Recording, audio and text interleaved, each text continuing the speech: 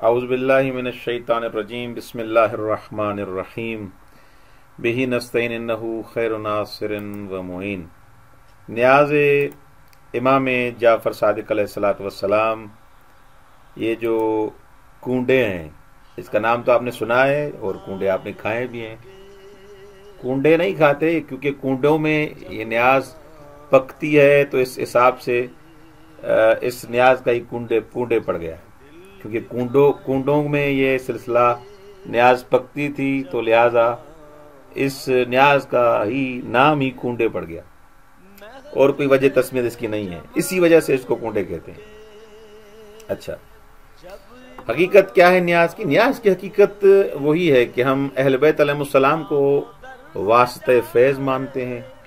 ये अल्लाह तबारक व तआला के बरगुज़ीदा अब्द हैं, खुदावंद मुताल के मुंतखब अब्द हैं। इनको हम वास्ता बनाते हैं, इनके नाम से नज़र करते हैं और लोगों में बांटते हैं, लोगों को खिलाते हैं, ताकि खुदावंद मुताल इन अनवार के सदके, अनवार कुदसिया के सदके हमारी हाजात को बरावदा करें।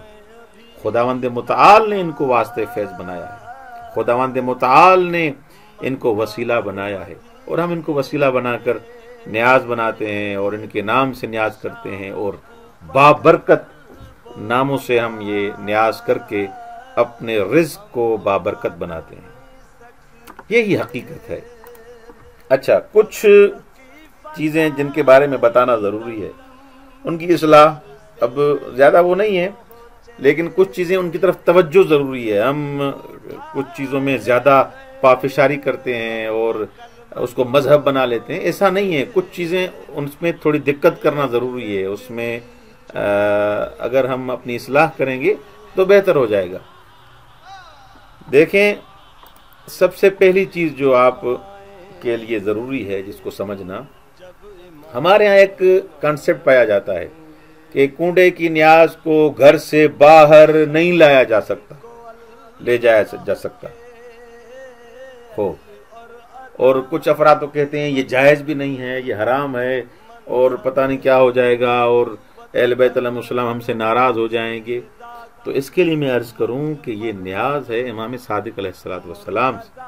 खूब उसके जो आदाब हैं, हम जितनी रियायत करते हैं, इंसान पाक साफ होकर, जितना ताहिर होकर हलाल रिज़्क़ से ये न्याज करेगा, उतना उसका असर होगा, उतना बाबरकत बनेगा, दुरुस्त। लेकिन बाहर अगर कोई इंसान न्याज ले जाता है उस एहतराम के साथ, तो न्याज का हम एहतराम करते हैं, तो इसमें कोई मुमानियत नहीं है। अगर कोई आ रहा है, मसलन पाकिस्तान से ईरान जा रहा है या ईरान से पाकिस्तान आ रहा है, उसी दिन वो न्याज लेके जा रहा है, क्या इसमें कोई कबाहत है? कोई मुमानियत नहीं है।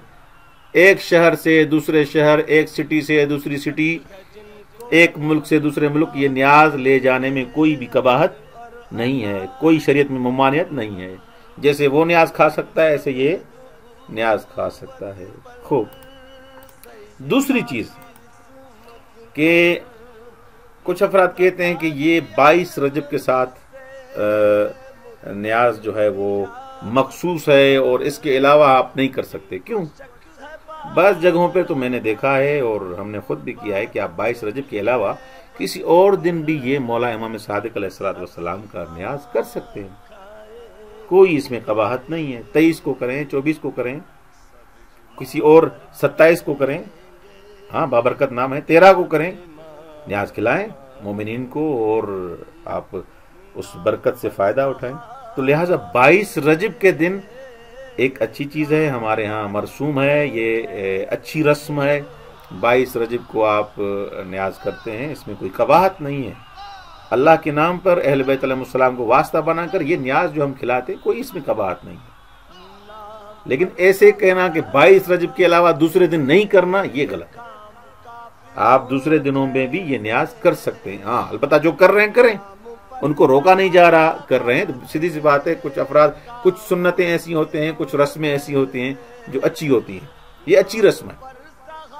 हमारे यहाँ जो बिदअतें और अजीब व गरीब रस्में पाई जाती हैं, वो उनका शरीयत से कोई ताल्लुक नहीं होता, लेकिन ये अहले बैत अलैहिमुस्सलाम के उस अंदाज से न्याज की जा रही है, उनके नाम से की जा रही है, तो इसमें कोई कबाहत नहीं है। 22 रजब को करें आप, 23 को करें या 13 को करें, 27 को करें, कोई इसमें دن کی قید نہیں ہے۔ اچھا، اس کے علاوہ جو تیسری چیز جو بتانا ضروری سمجھتا ہوں، نیاز میں کچھ بھی پکایا جا سکتا ہے، یعنی ایسی نہیں ہے کہ میٹھی پوڑیاں ہوں وہ ضروری ہیں وہی پکائیں آپ، یا مثلا کھیر پکا دیں فقط وہ ہو، یعنی فقط میٹھی چیز کا پکانا ضروری نہیں ہے۔ اس کے علاوہ آپ پلاؤ بھی کر سکتے ہیں، بریانی بھی کر سکتے ہیں، آپ مچھلی بھی کر سکتے ہیں، مچھلی بھی پکا سکتے ہیں، آپ تکے کر سکتے ہیں، کباب بنا سکتے ہیں۔ مولا کے نام پہ جو بھی آپ حلال رزق ہے اور مومنین کو کھلائیں، تو لہذا فقط میٹھا کرنا ہے، کوئی اور چیز کھلانا کوئی سمجھے کہ مثلا صحیح نہیں ہے، نہیں، آپ جو بھی کھلائیں صدق کے دل سے خلوص سے کھلائیں، ہاں خداوند متعال راضی ہو جائے گا۔ اچھا، کوئی بس مخصوص چیز پکانا ضروری نہیں۔ اور اس کے علاوہ جو ضروری جس چیز کو سمجھتا ہوں، کچھ افراد کہتے ہیں کہ یہ سائیں نیاز جو ہے وہ رات میں ہی پکانی چاہیے، دن کو نہیں۔ بس پوری رات جو ہے خواتین بیچاری وہ زحمت کرتی ہیں۔ سیدھی سی بات ہے، انسان جو گھر میں نیاز پکا رہا ہے ہوتا ہے تو اس میں زحمت ہے۔ آپ دوسرے ایام اعضاء میں یا دوسرے میلاد میں آپ نیاز پکاتے ہیں، جشن میں، تو سیدھی سی بات ہے آدمی گھر میں جب یہ بندوبست کرتا ہے تو رات کو جاگتا ہے اور کوشش کرتا ہے، محنت کرتا ہے، زحمت کرتا ہے، تب جا کے نیاز مومنین تک پہنچتی ہے۔ تو ضروری نہیں کہ رات کو ہی نیاز پکائی جائے، آپ دن کو پکائیں رات کو کھلا دیں، رات کو پکائیں دن کو کھلا دیں، کوئی اس میں قباحت نہیں ہے، بلکہ جائز ہے۔ جب سہولت آپ کو نظر آئے جیسے ویسے کریں، ٹھیک، یہ مسئلہ بھی حل ہوگا۔ ایک بات جو کہنا ضروری سمجھتا ہوں وہ یہ ہے کہ دیکھیں، یہ بابرکت محفل ہے، مومنین آپ کے گھر آئے، آپ کے گھر میں سفرہ بچھا، دسترخوان بچھا، اہل بیت علیہ السلام کے حبدار اور مومنین آپ کے گھر میں آئے، اب وہاں پر آپ ان کو مستند واقع سنائیں، حدیث قصہ پڑھیں، دعائے کمیل پڑھیں، زیارت عاشورہ پڑھیں۔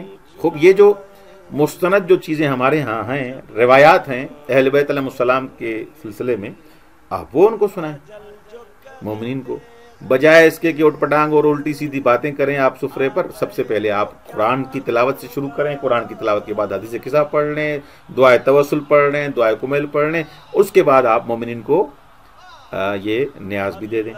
تو لہذا مستند چیزیں ایسی نہ ہو کہ مثلا کوئی کیا پڑھ رہا ہے، کوئی کیا پڑھ رہا ہے اور عجیب و غریب قصے پڑھے جا رہے ہیں۔ آپ مستند چیزیں جو ہماری بابرکت محفلوں میں پڑھی جاتی ہیں، حدیث کے ساتھ دعائے کمیل، دعائے توسل، وہ پڑھ کے اس کے بعد آپ، میرے خیال میں 20 منٹ یا آدھا گھنٹہ بھی نہیں لگے گا، اور آپ دعا بھی پڑھ لیں گے، محفل بھی نورانی ہو جائے گی، اور مومن آرام سے نیاز کھا کے چلے بھی جائیں۔ اچھا، اس کے علاوہ جو ایک چیز ضروری ہے کہ انسان اس نیاز کو جب انسان پکائے تو اتنی بات آپ کے ذہن میں ہونی چاہیے، انسان جتنا خلوص سے پکائے گا، جتنا آداب ادب کا خیال کرے گا، یعنی یہ کوئی نہ کہے کہ مثلا کوئی جو کیا کہتے ہیں خاتون ہے وہ پاک نہیں ہے یا مرد پاک نہیں ہے، وہ پکائے گا تو صحیح ہے، بھائی صحیح ہے یا غلط ہے اس سے بات نہیں ہے، لیکن اثر کتنا ہے۔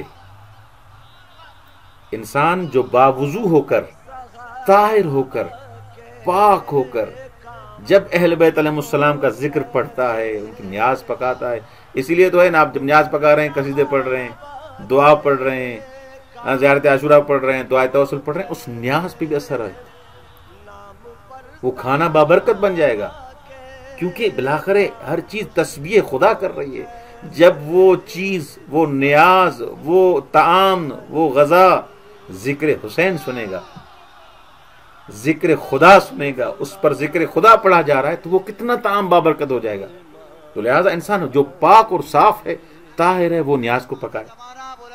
انسان ترجیح ایسے افراد کو دے جو پاک ہیں، صاف ہیں، طاہر ہیں، وہ نیاز پکائیں گے تو اور اثر ہوگا. اور یہی چیزیں ہیں جس سے انسان حقیقت میں اپنے گھر کو، اپنے ماحول کو ایک متبرک ماحول بنا سکتا ہے، بابرکت ماحول بنا سکتا ہے. نورانی ماحول تب بنے گا جب ہم اپنی محفلوں کو اہل بیت علیہ السلام کے ذکر کے ساتھ، اہل بیت علیہ السلام کی جو دعائیں جو ہمیں تعلیم دی گئی ہیں، ان دعاؤں کو ہم جب اپنے گھروں میں پڑھیں گے، کیونکہ روایت میں آپ نے پڑھا ہے اور مختلف جگہوں پر مجلسوں میں اور محفلوں میں آپ نے سنا ہے کہ جس گھر میں قرآن کی تلاوت ہوتی ہے وہاں پر شیاطین نہیں آتے. جس گھر میں دعائے توسل ہوگی، اللہ کا نام آئے گا، خدا کا نام آئے گا، رسول خدا کا نام آئے گا، اس گھر میں شیاطین نہیں آئیں گے، نحوست نہیں آئے گی، بیماریاں اور آفتیں چلی جائیں گی. تو لہذا ہمیں ان اذکار کے ساتھ، ذکر الہی کے ساتھ، ذکر معصومین کے ساتھ اپنے گھروں کو منور کرنا چاہیے. اور یہ جو محفل ہے خاص کر کے 22 رجب جو نیاز امام صادق علیہ السلام کے نام سے ہم کرتے ہیں، اس کو بھی اس انداز سے اگر منائیں گے تو اور بہتر ہو جائے گا. میری اگر کوئی بات بری لگی ہو اور اس انداز سے اگر کسی نے محسوس کیا